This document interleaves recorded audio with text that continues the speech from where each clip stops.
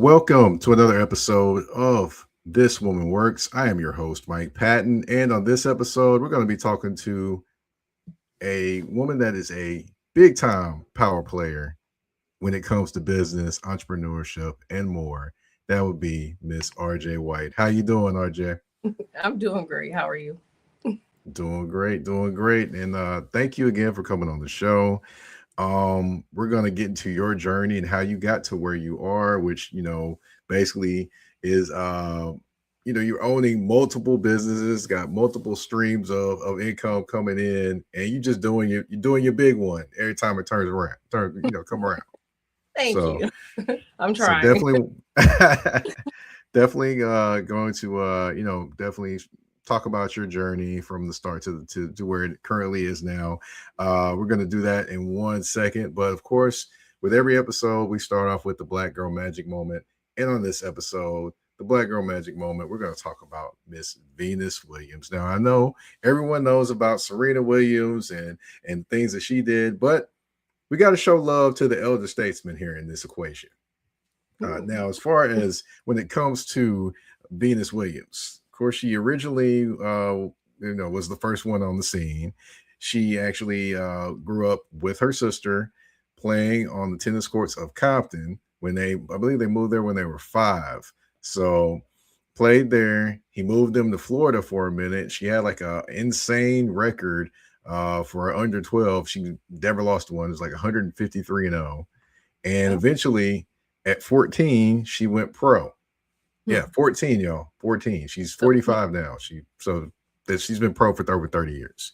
So over her career, she has won 7 major titles. In total, she's won 49 titles. She's won 14 women's doubles titles with her sister, by the way, Serena. And she has also won 4 golds and a silver over her Olympic career, which, breaking that down, it's 1 gold in singles, 3 golds in doubles, and one silver she had in mixed doubles in 2016.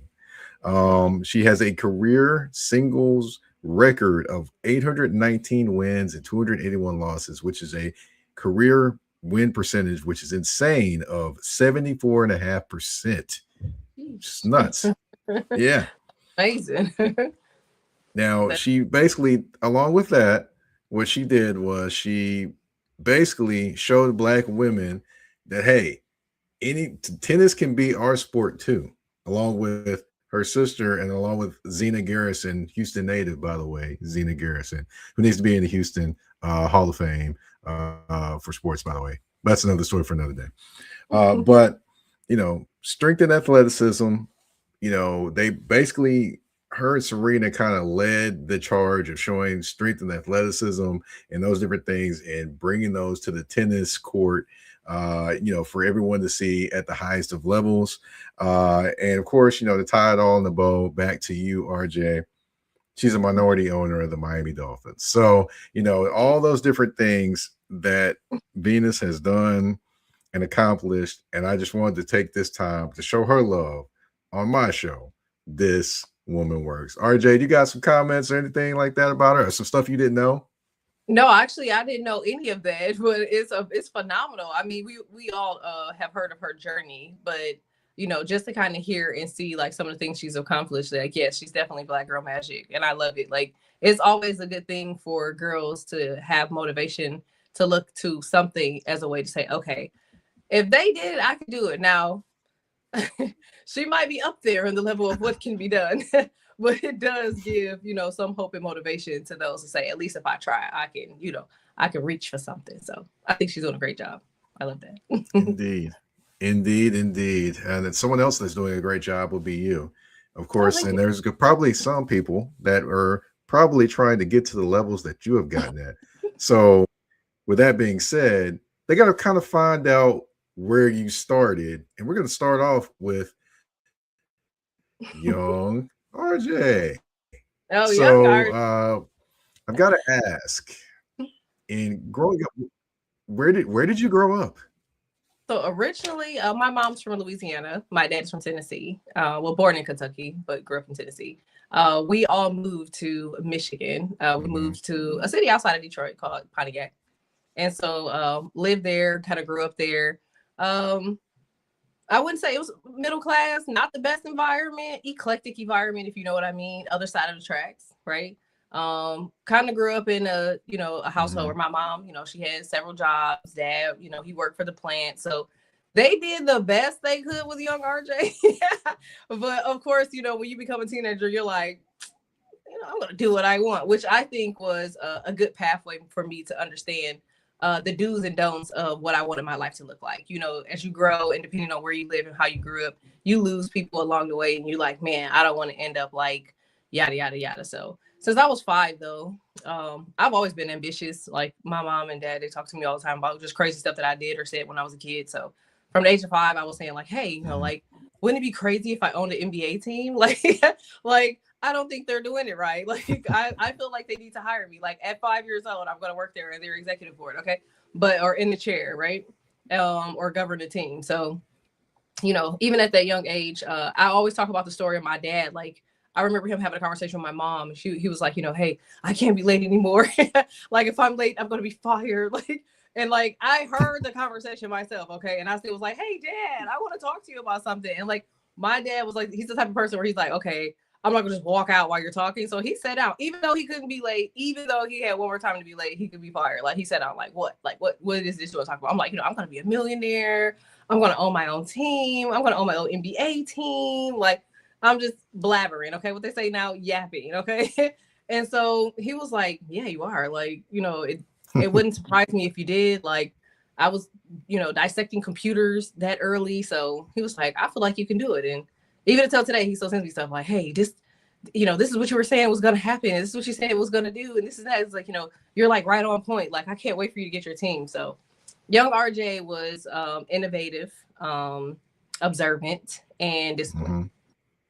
Yeah. Okay. All right. So I've got to ask you that Pontiac, Michigan, what was it like? Just you said, kind of a middle class, grow up household, parents worked a lot. What was it like, growing up for you and your siblings? Man, like we were very independent. Like even though my mom was, like I said, she was helpful. Like I just was an independent kid. Like you really couldn't like help me with much that I wasn't already trying to figure out like on my own. Like I used to spend a lot of my time in library. Like I was at the age of like 9 reading about like guerrilla marketing. Like who's at 9 years old Mhm. reading about guerrilla marketing and sales? Like come on. Like I was trying to figure out how to dissect computers. Back then, IBM, they had like the Macintosh and all of that stuff. And I was trying to figure out like, just the components of computers. Like I could type almost 60 words per minute at like 9, 10 years old, if that makes sense. So it's just stuff like that, like you can't really teach that. You know what I'm saying? It's like if it's in your Mhm. child, you just kind of say, okay, I see it. I'm gonna kind of like watch from the sideline, support to kind of like, create some sense of enthusiasm to, bring it out of them. But I feel like I've always just been that different kid. Like even growing up in the environment, like I've found my way into eclectic situations that it's like, hey, whoa, like you're in the wrong direction, turn around, go back, okay?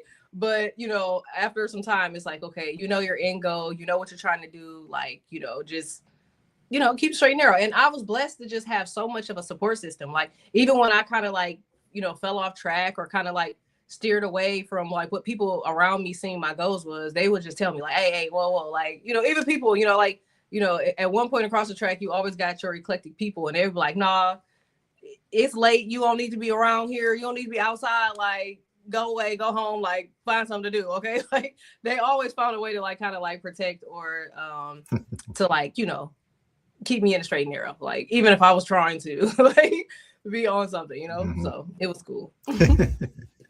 Yeah. I Gotcha. loved it. Okay. So, you said, so you said growing up, you were very, very independent, you and your siblings. So, with that being said, what was one of the first things you wanted to be as a kid? I know you said mentioned the NBA team owner and things like that, but was there one thing before that as well that you thought of? No, like while my siblings they were playing with like baby dolls and they were like doing hair. Like one of my siblings, like she's a hairstylist. My other siblings, like she's in the medical field. And it's crazy, like, as we were growing up, like I could see them with this like peak interest of the things that they're doing until today, right? And like I've Hmm. always been sportsy. Like I've always been the tomboy. I'm the one outside, playing with the dog and, jumping fences and getting scratches and falling over stuff. And, like it was just always one of those things where it was like fitting for like what I wanted to do, if that makes sense. So yeah. And I'm 6 feet and a Oh half, yeah, four with definitely. heels. So it's really hard to Gotcha. like just kind of, like prance, I guess you could say. I was in there like hoop shorts, sports bra, like it was just, a part of my personality, I guess. Got you. Okay. All right. So we kind of got the basis of how you became who you are, but we do need to know about the career journey. As far as the career journey, when did you kind of get your first taste of entrepreneurship growing up? 16 years old. At about 15. I remember being around, it was a group, it was crazy because I was in the library and it was a group of militants. They were in the library and I think they were just kind of like using the computers and stuff in there. And like I had overheard like Hmm. a lot of them just kind of talking about like their financial situation. And it kind of came into manifest like later on, if that makes sense, like in life. But when I got a little bit older, about 16, I was like, okay, I want a car. I can afford a car. At the time frame, I was working at like a science museum. So I was making okay money. And I was like, Hmm. okay, well, I can afford like a cute little Beamer or whatever. Okay, like just extra doing stuff, right? And so we went to go apply, and they were like, hey, like, you have like, I think I had like so much, like I had like 400 or $500,000 of like debt on my credit report. And I just was like, what? Like, at that time, Hmm. they still don't teach credit or credit report or, finances per se in school. So I'm like, what's a credit report and why is my Hmm. score have whatever and why do I have whatever type of debt? So somebody luckily like broke it down to me, and told me, they were like, okay, well, this is your credit report, this is your score, this and that. And I'm like, well, like, how do I have all this stuff and I'm not 18? You know what I mean? And so they were like, oh, I'm sorry. Hmm. Like, you probably were a victim of identity theft. So I was just like, what is identity theft? So I started looking up like the laws, on identity theft. Like, what are you supposed to do? And I found that it wasn't like a lot of stuff back then. This is like early 2000s that people were able to do to Hmm. protect themselves from that type of situation. So I ended up creating a company for people that have been victims of identity theft to help them clean up their credit reports, to help them with budgeting and on their credit journey. And eventually I got into the point where it was like, okay, well, let's actually, help people fix their credit, And so we added that as a piece. And then we started talking about franchising out the company, yes, at 16. And we ended up applying for a military contract to help militants take care of their finances, like when they were, obviously like deployed or if they were, ordered to, go into a way where they just couldn't pay bills. Okay. And so Hmm. we ended up falling asleep, waking up with like winning the contract. So that's the funny story. People, when they hear I fell asleep and wake up a millionaire, it was like, wait a minute, like, what am I supposed to do now? And so we quickly got it all together. And no matter, how much of a success it was, I had a really good clientele. Like even some of my clients that I had back then, they're still good friends till today. It still just was not my passion. Like it wasn't something that I was interested in continuing. Like I love it. I still have respect for, those in the service until today. They go through a lot. People don't understand how much, things that they have to deal with, even in the process of being, deployed and family and everything else. So I really just wanted to take that burden off of them. My father is former military, my grandfather's former military, uncle's former military, family, friends, still, former military. So, it was something near and dear, I guess you could say, like to my heart for that. But it wasn't my overall goal.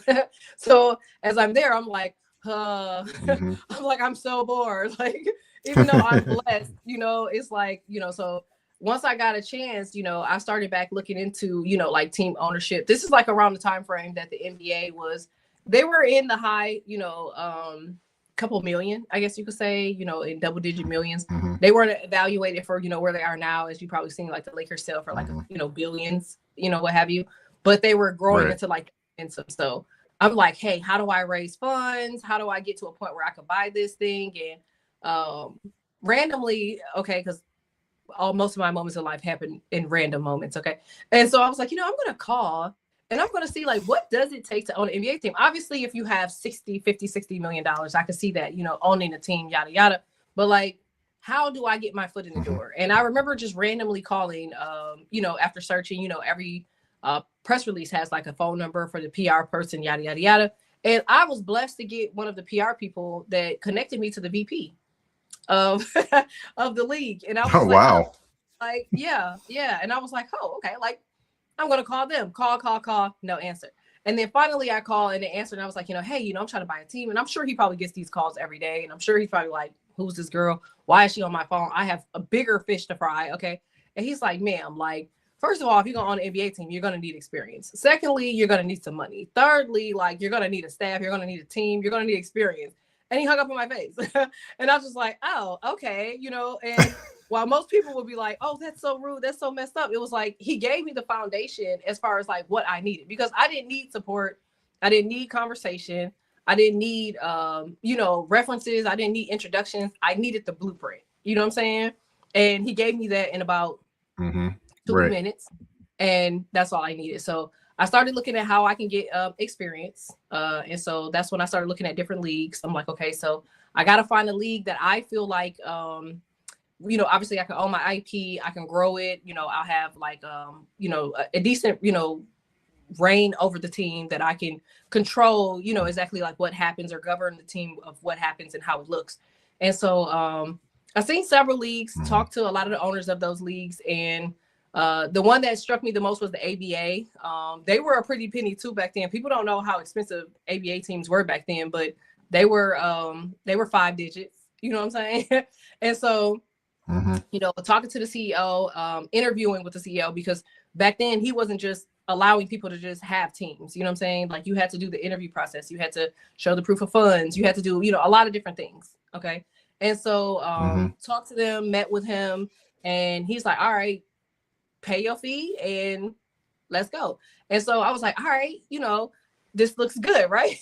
It's looking right. Okay. So I pay my fee and I play next year, and I was putting all my stuff in place and I was happy about it. And then he's like, oh, this is like February. And he's like, hey, oh, by the way, I told you that you don't play until 2015, but you're actually going to play in 2014. So you have 2 months to like get your team together. Wow. I was like, what? Mind you, I had been studying this for quite some time, but the pieces and aspects that I didn't learn was boots on the ground, right? And I didn't learn the scouting mechanism. Okay. We also had to find a coach, and it was a lot. Okay. A venue. And so I was like, oh my God, mental meltdown in full effect, right? And so as I'm explaining to people, looking for a venue, that I have this team, I started noticing people just kind of like staring at me. They're like, you on a what? I'm like, an ABA team named the Vipers. like I just need somewhere to play. Like they were like, yeah, like you could play here. Like, but they were just kind of like, side-eyeing, right? So I'm like, well, what's going on? Like, what's the problem? And so I suppose that people were Googling the fact that I had bought this team, and that there were many press releases that were put out announcing that I was the first, the youngest female in history to own a semi-pro or division level 1 pro men's basketball team. And so they were like, I think they were more like, oh, you want to bring your team here? Like, let's do it. Okay.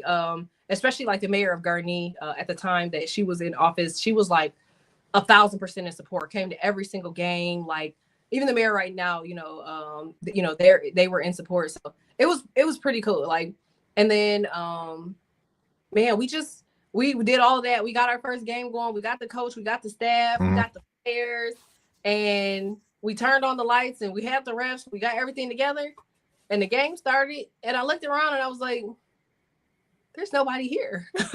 You forgot to market the freaking team. Oh. Like, I was like, what? Didn't make $1 off of our first game, except for one random guy that apparently always sits in the gym. And yeah.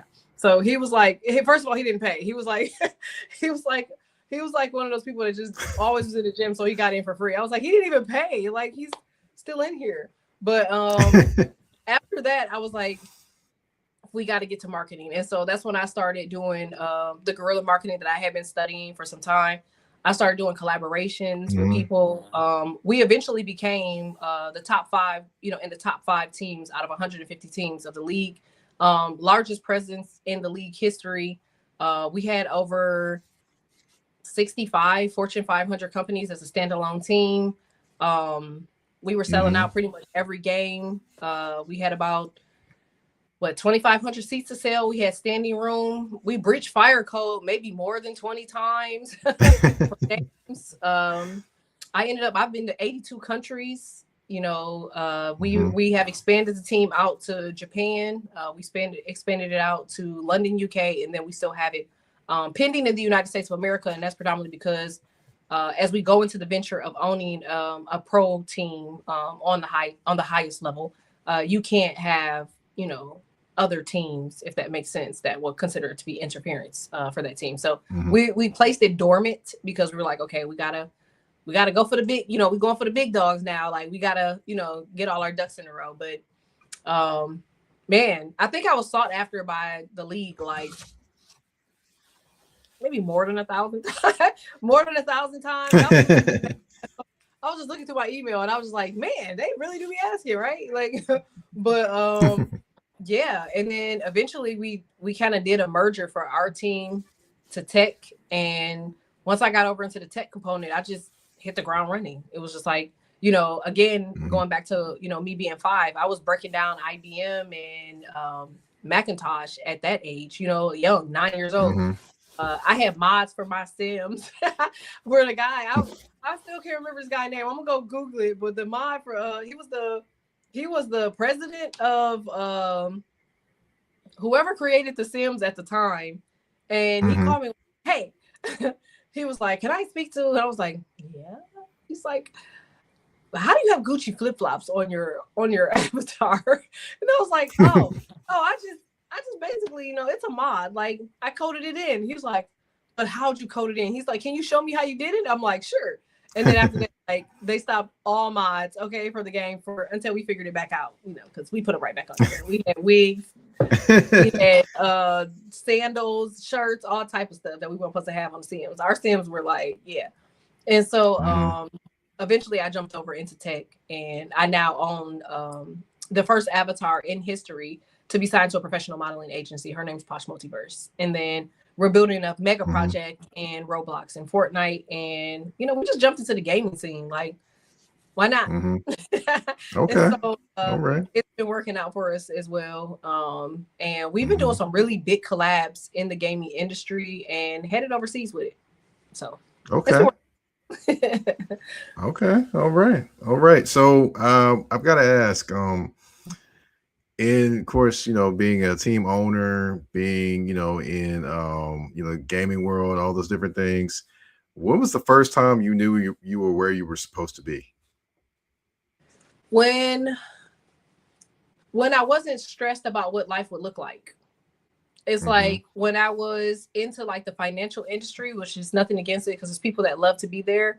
I just kept saying like, man, like what if I look up 20 years from now and I hate this. You know what I'm saying? It's like, it's a lot of people that will, they work and sometimes you just got to do what you got to do. You know what I'm saying? To make sure that your family is secure, and I have children. So, and it was just like, but I couldn't like let it go, if that makes sense. It was like, the more I tried to ignore the fact that I wanted to do this, it was like, nah. And it was like, it would just like random stuff would just keep happening to irritate me. It would just be like, it's like, look at this now. Like, why do I have to deal with this?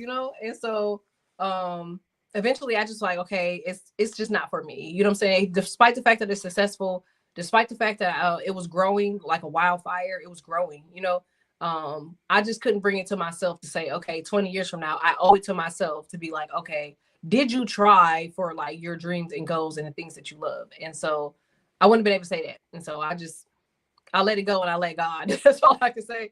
And he showed up, okay, loud and clear. So yeah. All right. Okay. All right. So, of course, along any journey, there's always going to be obstacles, as well as, advice given along that journey. So, what would you say is one of your biggest obstacles that you came across along your journey? I would say my biggest obstacle was expanding in my backyard.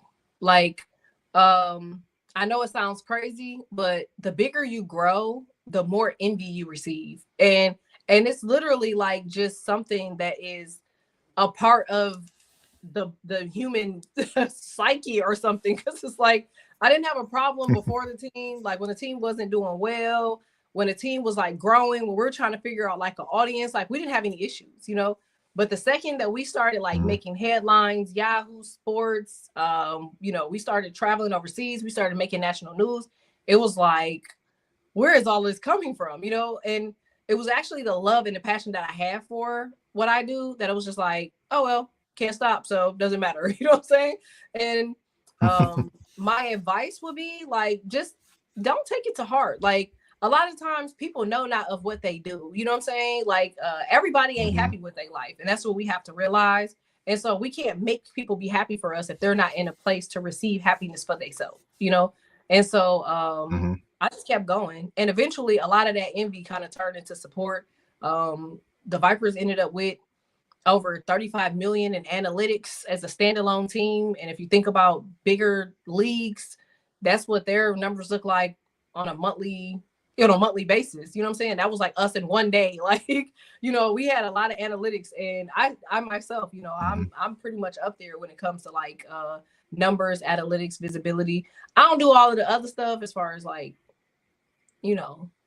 social media. I get on there, but I really don't. I don't. I'm in the back scene. That's what I'm saying. I'm in the back scene, Mhm. and I'm making this year my breakout year. But my advice would be Okay. like, don't hide what you're meant to do, because a lot of people they hide and they'll say, okay, well, I'm gonna put it in the back scene so don't nobody destroy it and yada yada. But like sometimes when you are receiving blessings, God will probably appreciate the fact that you are showing that some things are possible, because you could actually literally be motivation for someone else that He wants you to reach. So, my advice would be pop your stuff, twin.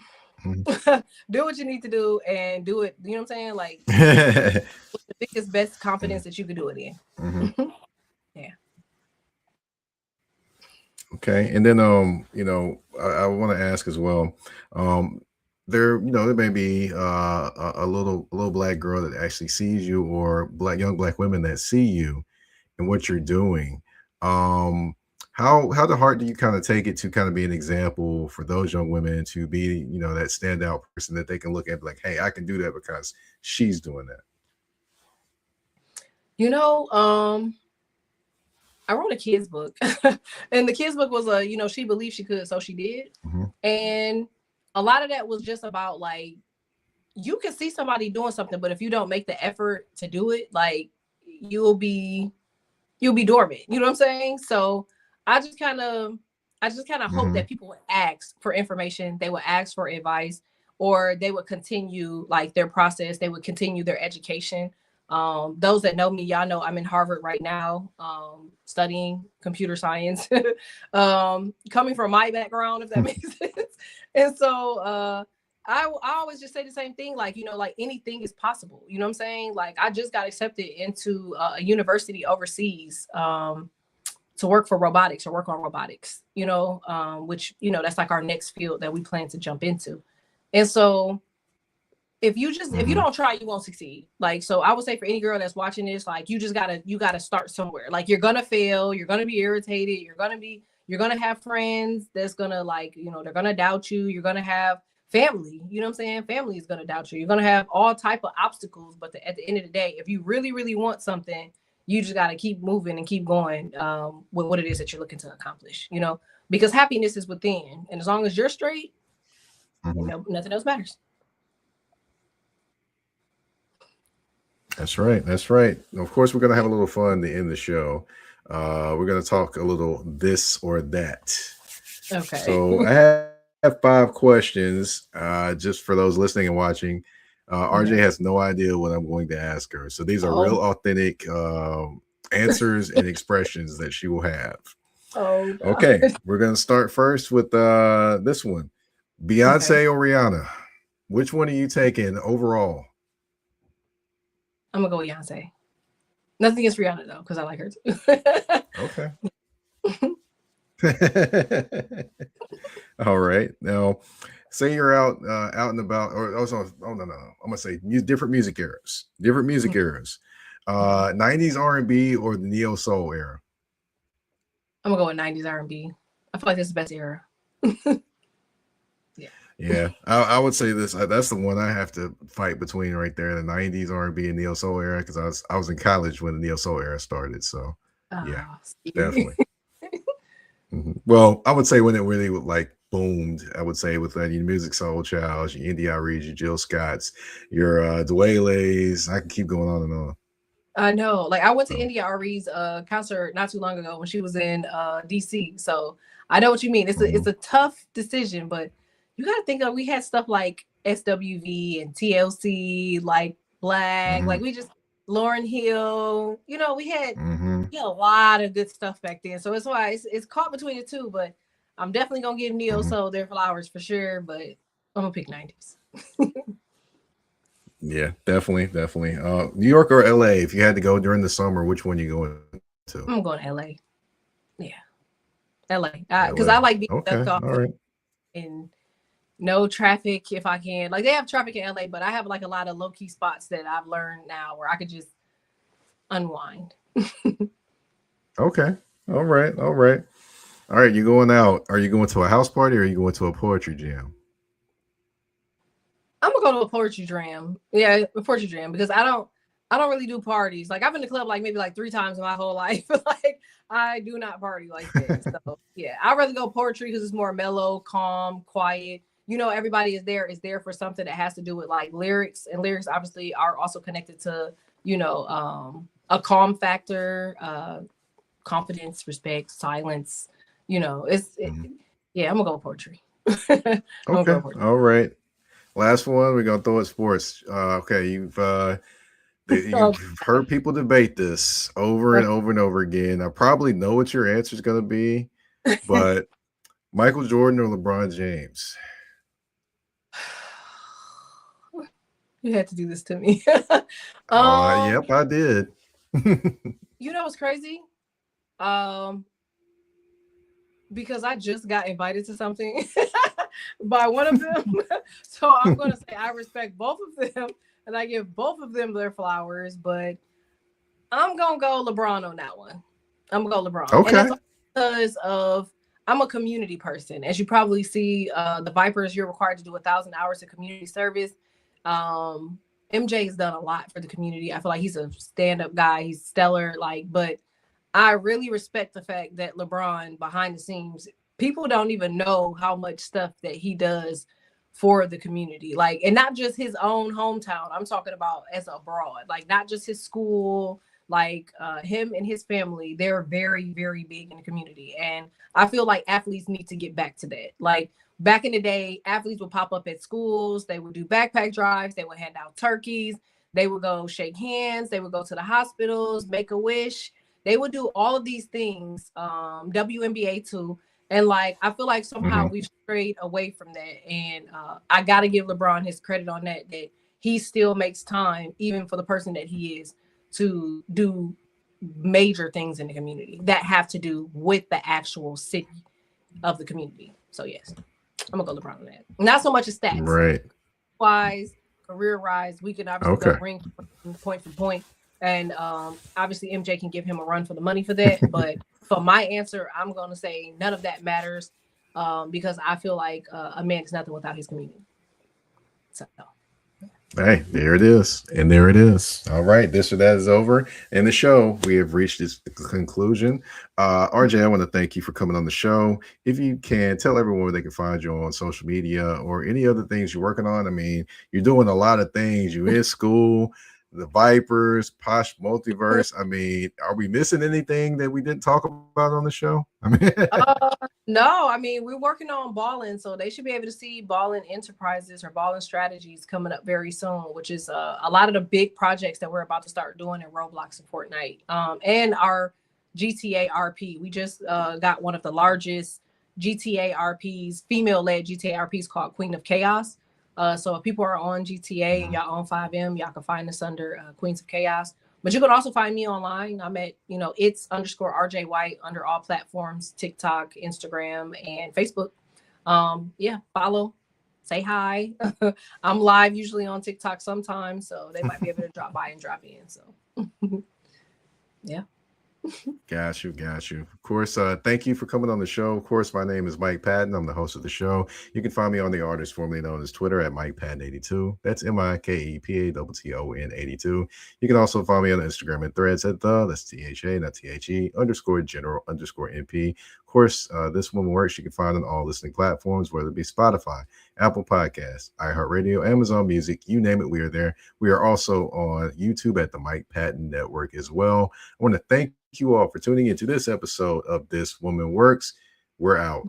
Peace.